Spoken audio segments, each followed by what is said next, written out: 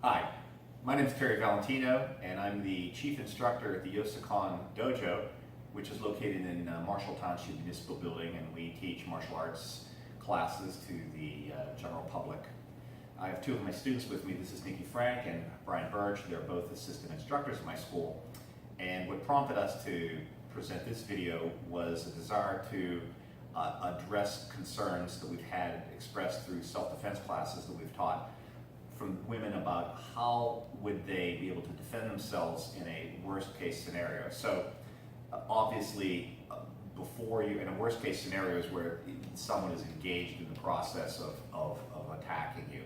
Obviously in an assault prevention course, there's a lot of things that need to be discussed about, situational awareness and creating boundaries and all those things that are an attempt to extricate you from a bad situation. However, the issue that a lot of women have is that they really, the deep fear is that if that doesn't work and they find themselves in a worst case scenario, that they really feel like they really can't effectively defend themselves. So what we wanted to do today was to give you all an opportunity to be able to see what is possible with correct training. So a common scenario might be where someone would be trying to assault a female, and they would be in a between her legs in a choking position. So we're going to have Brian and Nikki demonstrate that, and we'll do it at faster speed, and then we'll go a little bit slower to talk about some of the details surrounding how to do the technique effectively. Okay? All right.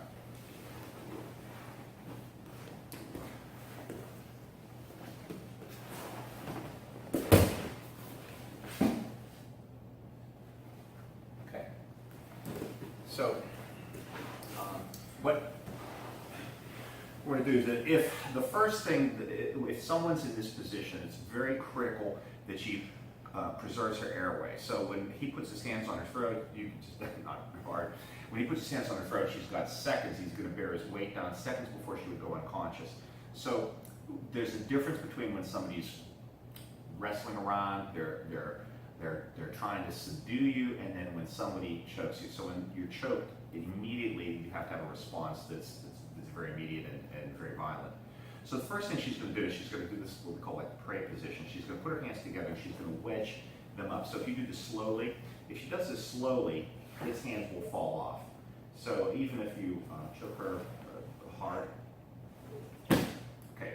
So at the same time she does that, she's going to hook her ankles on the insides of his ankles. So simultaneously, there's three things going to happen. She's going to pop her feet, hook his ankles, pop her feet out, wedge the choke off, and at the same time receive his head so that he doesn't fall forward and smash his face into hers. The other thing that she's done is she's got her thumb in his eyeball and her other hand on his jaw. The reason that we're doing this is because no human being will resist against having their eyeball pushed in. And a lot of techniques people will talk about will grab the head and twist it. A lot of individuals are very strong, and a woman may not be, physically very fit and strong enough to be able to twist someone's head in that way. But anyone who puts their finger and their fingernail in someone's eyeball, the person will move away. So at this point, what she's going to do is she's going to unhook one of her legs, and she's going to put this foot out to the side and use it as a brace. This foot stays hooked to trip him. So he's going to be moving backwards, not because she's physically moving him, but because he's moving away from having his eye poked out. So she moves over. When she's in position, she keeps her fingers on his eyes, but she has to disengage herself from him to escape. So she keeps her hand, he's going to stay down. He's not going to come up against an eye push. She's going to elbow strike him a few times in the face, and then she's taking off.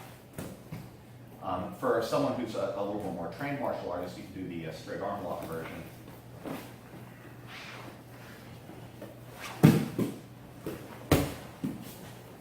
So in this particular situation, again, this is for someone who has a little bit more training. She's getting in a stiff arm lock. She kept the pressure in his eyes to be able to achieve this position. She's not sitting over the center line, because then if she sits over the center line, he could take her over, right? So she's sitting off back, and then if he reaches for her, she basically leans back, falls back, and breaks his arm. Okay, good. So The purpose of us presenting this was not as a video tutorial how to do this, but to demonstrate what's possible with training and with practice. Certainly, anyone who is trained and who practices regularly is going to be much more competent than someone who just sort of watches something and gets an idea of it.